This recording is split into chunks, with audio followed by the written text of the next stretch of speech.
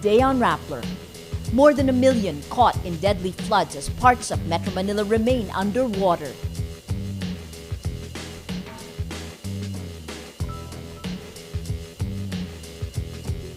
The southwest monsoon dumping rain over Luzon is expected to weaken.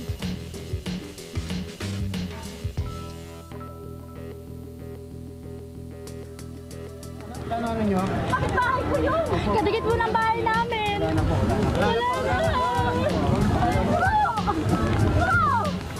And tragedy strikes landslide victims offered relocation by the government in 2003.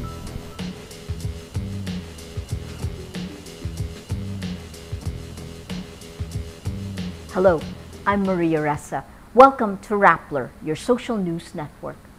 60 to 80% of Metro Manila is underwater. Flooding eased slightly Tuesday night, but rain poured relentlessly through the day Wednesday. The country's disaster response agency says 1.23 million people in and around the capital struggled with the floods, with 850,000 people seeking help from rescue workers. Nearly 250,000 are in schools, gymnasiums, and other buildings turned into evacuation centers. The worst-hit parts of Manila are the poorest districts, where millions of slum dwellers built homes in areas susceptible to flood. National Disaster Risk Reduction and Management Council head Benito Ramos says, quote, "The roads in some areas are like rivers. People have to use boats to move around." The death toll in Manila and nearby provinces rises to at least 20, including 9 people who died in a landslide. As more rain falls, neck-deep waters trap both poor and rich on rooftops. Some of Manila's wealthiest areas were not spared, including this riverside community of Provident, where the first floors of 3-story mansions were flooded. The Philippines endures about 20 major storms or typhoons each rainy season, many of which turn deadly. Better weather is coming soon for rain-soaked parts of Luzon as the southwest monsoon weakens slightly. Tropical cyclone Haikui moves nearer to Shanghai, China. Haikui has been enhancing the monsoon rain in the Philippines, even if it's out of the Philippine area of responsibility. In its 5 p.m. update, State Weather Bureau Pagasa says Luzon will experience occasional rain, more frequent over the western section, which may trigger flash floods and landslides. The rest of the country will be partly cloudy to at times cloudy with isolated rain showers or thunderstorms. In its latest rain forecast, Pagasa says to expect torrential rainfall over Quezon City, Manila, and Marikina. Heavy to intense rainfall over Pasig, Kamanava, Taguig, and Pasay, while moderate to heavy rainfall over the rest of Metro Manila. Several barangays in Quezon City, Cainta, Marikina, are still submerged in water. Pagasa says the weather is expected to slightly improve before the weekend. 34 national and minor roads in Luzon and Visayas are now inaccessible because of flash floods and landslides brought by non-stop rain since Tuesday.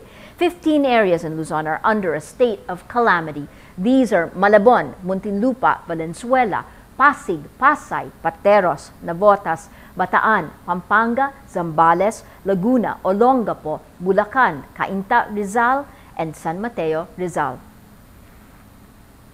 2 consecutive weather disturbances, Typhoon Hener and the ongoing southwest monsoon, bring damage to agriculture at 152.13 million pesos. The Department of Agriculture says its assessment of damage in 20 of the 35 provinces shows the biggest estimated losses coming from the rice sector, followed by the corn sector, high-value crops, and fisheries. Hener battered 35 provinces in Luzon and Visayas, bringing heavy rain and floods in major agricultural areas in Luzon. The rain brought tragedy to 50-year-old Jesse Bailon. An informal settler, he built a home for his family of 7 above their community in Fairview, Quezon City. In 2003, a landslide cracked the cement of his home. The government offered to relocate him, but he refused. On Monday, continuous rain loosened the soil and 2 houses, including his, slid to the ground below. 5 of his family, including his wife, died in the rain. May mga pumupunta na mga taga-UP dyan, mga geologist, na tiningnan at sinabi na yung lugar na yan, danger zone. Nung sinabing danger zone, binaliwala namin kasi ililipat kami sa Montalban, napakalayo naman. Yung mga anak ko dyan lang sa paligid nag-aaral, nagtatrabaho ko sa somewhere in Ortegas.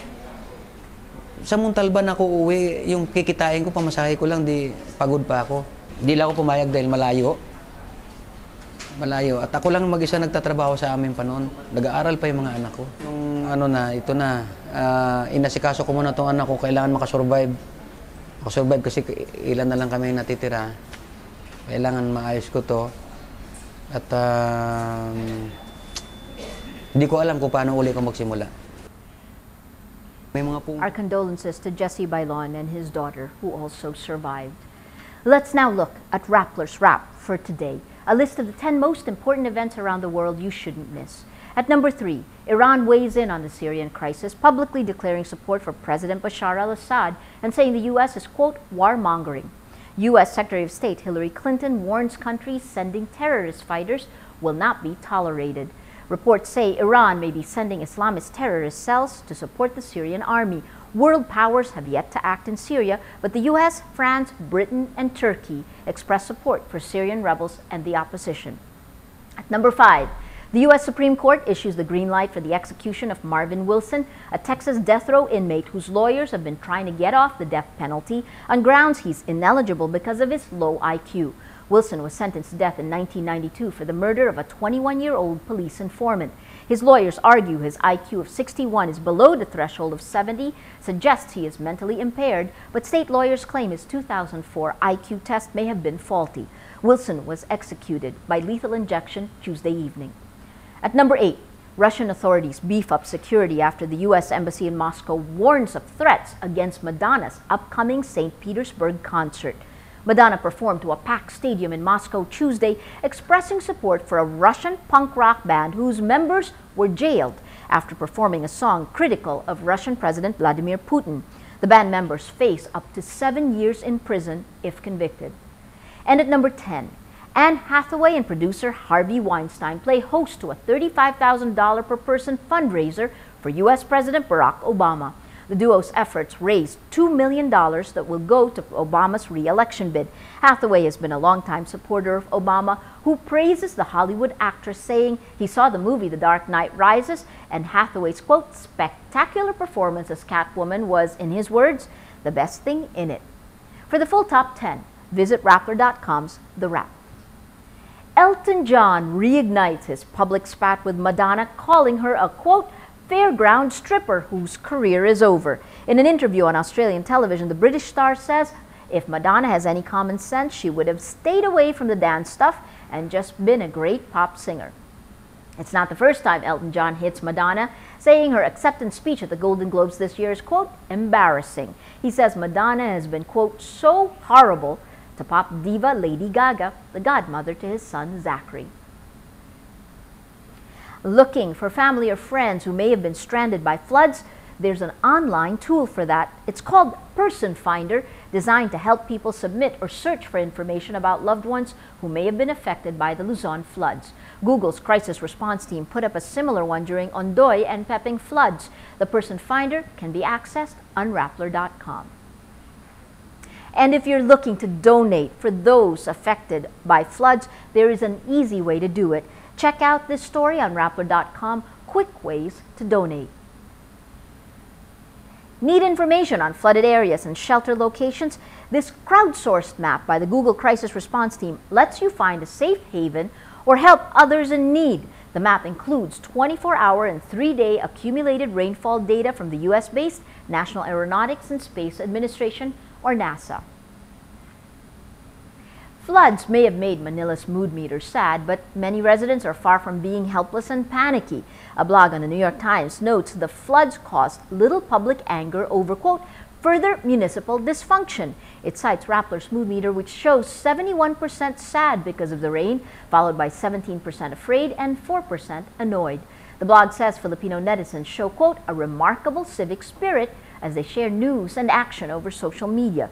Many Filipinos are active on social media. In 2010, ComScore named the Philippines the social media capital of the world. In times of disaster like Tropical Storm Ondoy in 2009, Filipinos use Facebook and Twitter to coordinate rescue and relief operations. Every story on Rappler has a unique mood meter which gives you 8 emotions to choose from.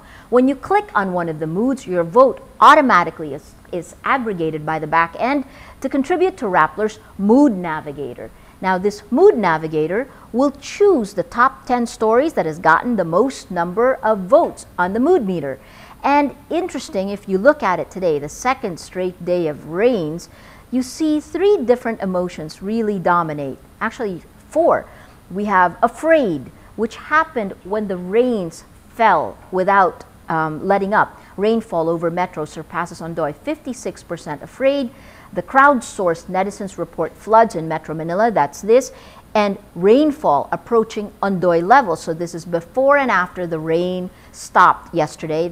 People were afraid during that time period. Then in the late evening, we see the newscast from yesterday at sad, 76% sad, 10% afraid as the rains start to peter off slightly. You have green mixed in with this, and these are the stories on help. The evacuation centers, relief operations in Metro Manila inspire 65% of Filipinos. New York Times article you just heard about today, 77% inspired. The largest emotion, the one from the newscast, 76% sad, appear in nearly all of these stories. 29% sad in the story where there's afraid. All of them go towards the crowdsourced mood of the day, sad. Well, that's Rappler's Newscast for today, Wednesday, August 8, 2012. Visit Rappler.com and watch our newscast Monday to Friday. Tell us how you feel on our mood meter. Vote and help us choose the mood of the day. I'm Maria Ressa. As we say at Rappler, tomorrow begins today.